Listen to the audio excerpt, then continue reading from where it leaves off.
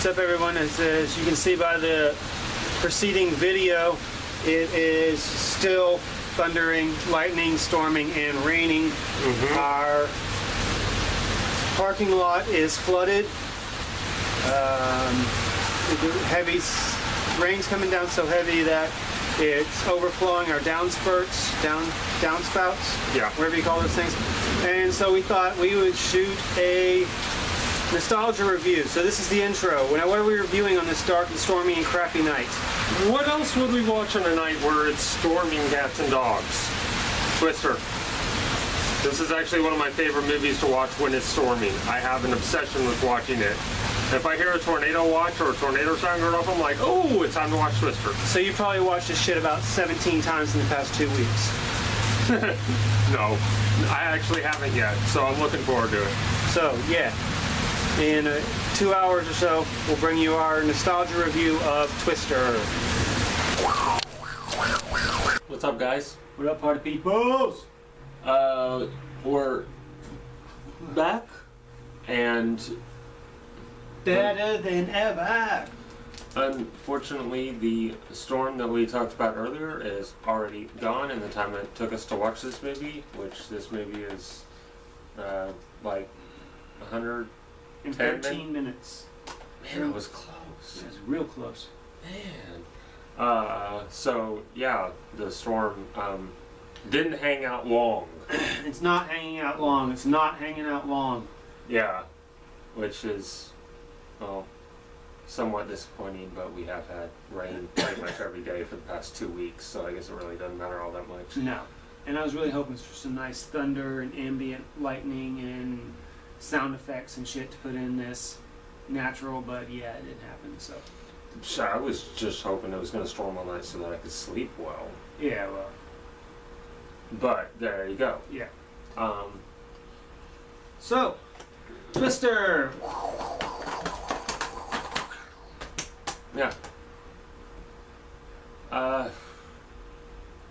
Well, you're the one that probably knows all the specifics about it, so you do that. It's a great movie.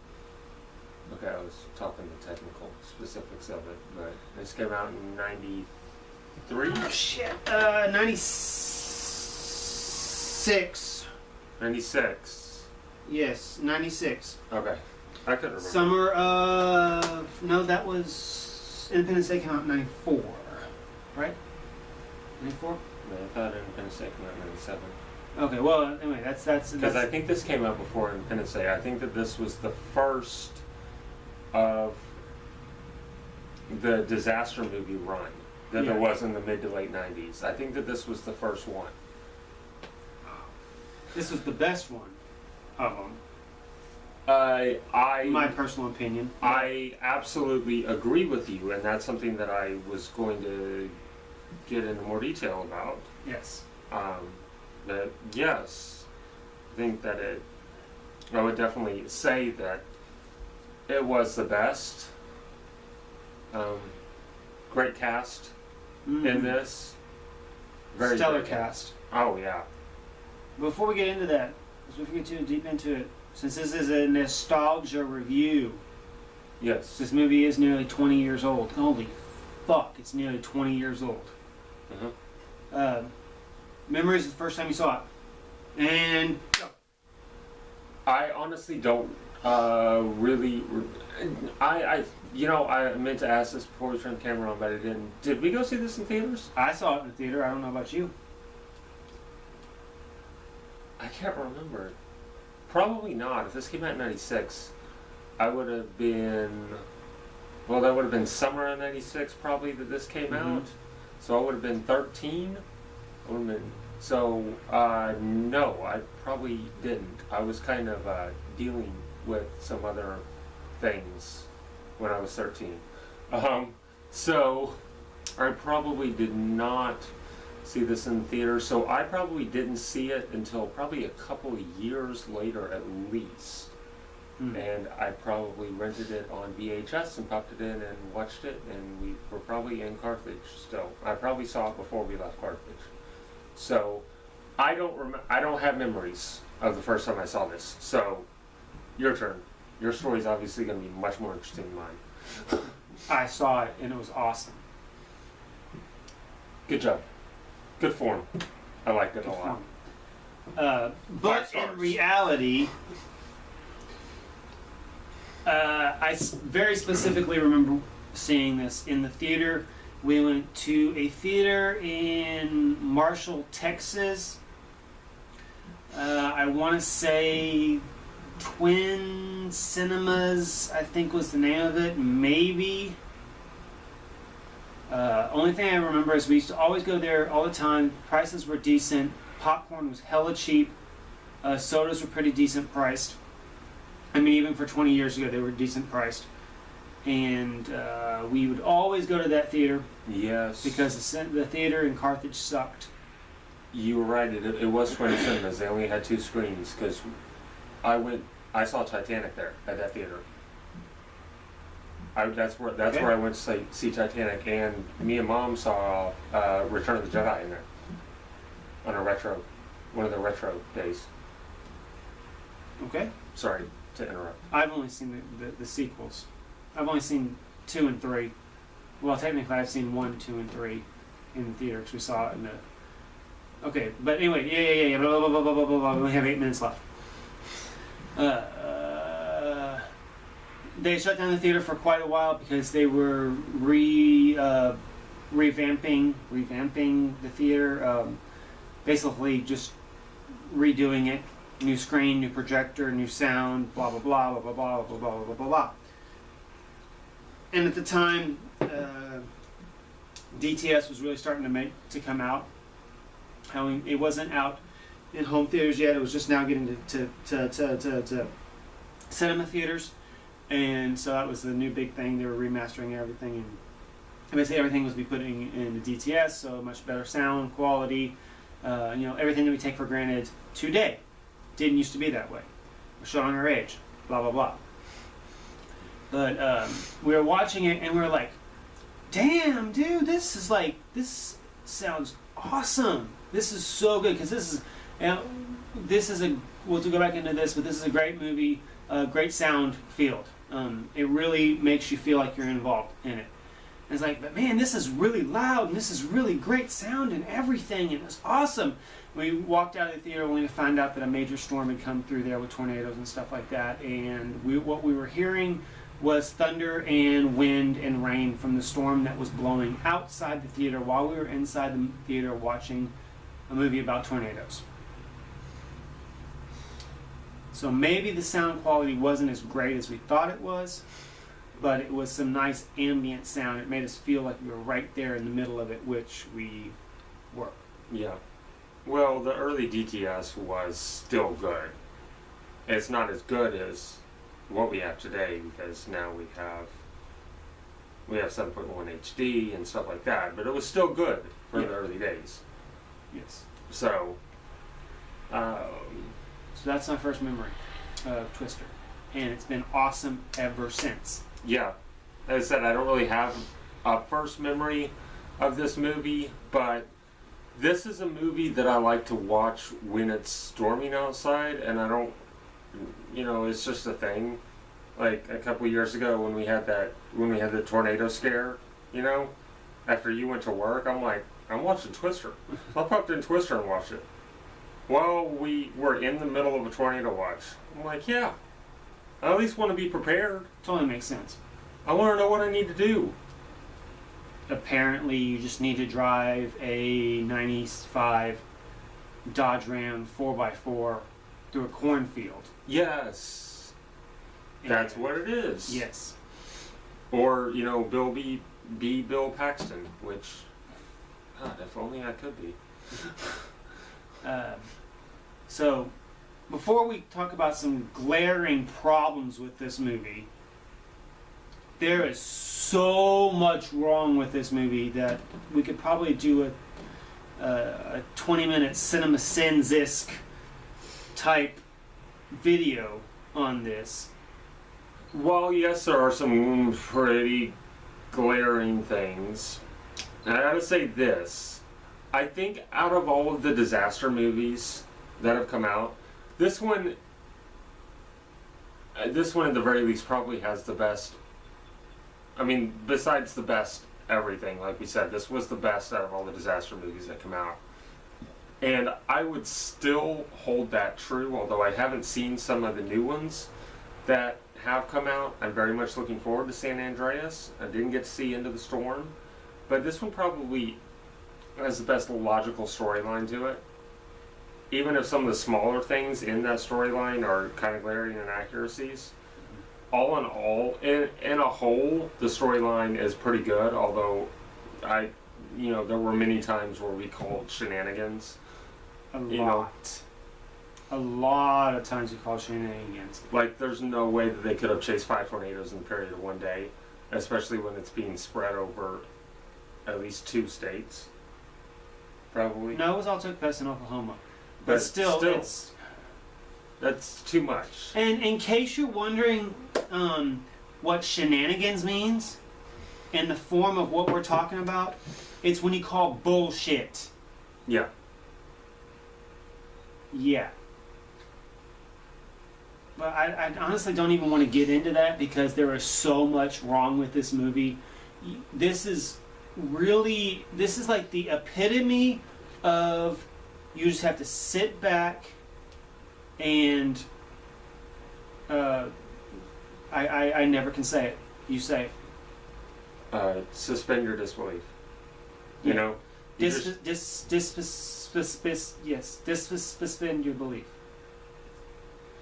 You have to do that. You just have to go into this film, and especially if you've never seen it before, which is possible because there's somebody at work who had never heard of Pee Wee Herman, but that's a whole different subject for a different time.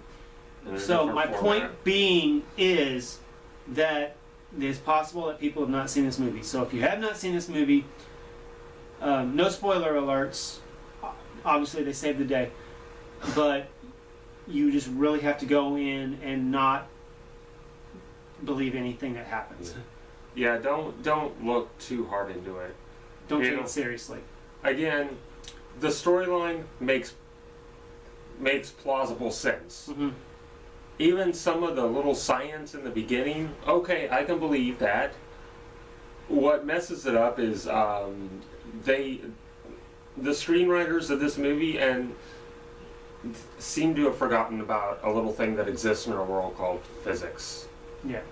Because that, in case you're wondering, that's something that exists in our world. You should look it up. Physics is real. Yeah. But they seem to have forgotten that that's something, and they're like, yeah, well, obviously these people can jump out of a truck when it's traveling 50 miles an hour through a cornfield without getting cut in half by the door. Yeah. They can hold the door being open. half a mile from an F5 tornado. Well, of course they're going to be able to do that and survive that. Yes. Of course you're going to be able to outrun a tornado. Yeah. In a cornfield. Yes. Yes. Of course you can drive through a house. Oh my god, that one is the worst one. No. Of course you can drive through an exploding gas tanker and survive. Oh man. Yeah. Well, you know, of course you can tie yourself to a water pipe for a well and have an F5 tornado which slowed down and stopped right in the middle of it while they were in it and survive. You know what though? That was a money shot of the movie. That was the money shot of the movie right there. Say what you want, but this movie is visually beautiful. Mm-hmm. Just truly stunning. The sound, the visuals, the music. Great soundtrack to this. Van Halen, Goo Goo Dolls. You know, Tori Amos. Yes. A great score. Even a great score. I think Zimmer did this? I think. I don't remember. I don't remember either. It's a Steven Spielberg movie, so who knows? Yeah. Michael Crichton actually wrote the movie. Yes. Wrote the book, wrote the screenplay. Yes. But you have to understand, Michael Crichton also wrote Jurassic Park, which totally could happen. Yes, but well, he did do some stuff that's incredibly plausible. He liked to delve into fantasy a little bit, but he always did it from the viewpoint of science, even if the science is only halfway accurate, Right. or only 10% accurate in the case of the Lost World. But let's not go there. But yeah, like I said, great cast. The acting is actually very good for the most part. Some of the dialogue is a little, especially near the end. The dialogue near the end started getting really, really cheesy, really, really fast. But you know, everything's great. Philip Seymour Hoffman is in it. Yes, Philip Seymour Hoffman is the Steel Steiner. Oh yes. As Dusty, the crazy guy who is like the most awesome character in this movie. Within 30 seconds of meeting Melissa, played by Jamie Gertz, he's already macking. Oh yeah. And never stops. He's almost, it almost seems like he's playing like a typical stoner character, but he's really not. He's just a goofball scientist who fancies himself a playboy. And driving a school bus. And so basically he was playing Philip Seymour Hoffman. Yeah. So, I mean, yeah, like hands down best character in the whole movie. Yes. Helen Hunt, obviously, as the female lead. Yeah, Joe. and I gotta say, I never, I remember people seeing this movie with people, and everybody is talking about Jamie Gertz. I'm like, I just don't see the appeal of Jamie Gertz. Helen Hunt has always done it for me. Jamie Gertz was better in Lost Boys.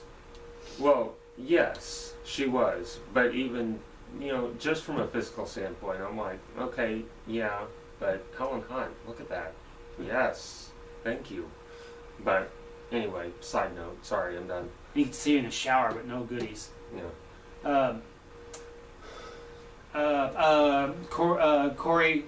Carrie Yules. Carrie Elwes, yes. Basically playing the same character he plays in every movie that he's in, besides Princess Bride, an asshole. Yeah.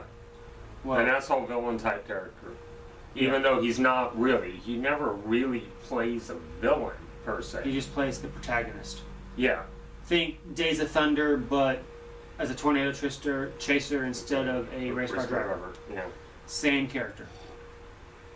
But, as always, he plays it with aplomb. He's great in it. And does he deserve what he gets at the end? Yeah. But does anybody really deserve to die? The driver didn't deserve what he got at the end. That thing should have hit Carrie, so the driver could have stopped and gotten out and be like, I'm done. Yeah, but it still wouldn't happen. Yeah. What else? I really liked how for a PG-13 movie, which is technically allowed one use of the F word, we don't actually get it unless you really listen to it. There's actually 2 instances. Yes. And this was at a time when language was really being frowned upon.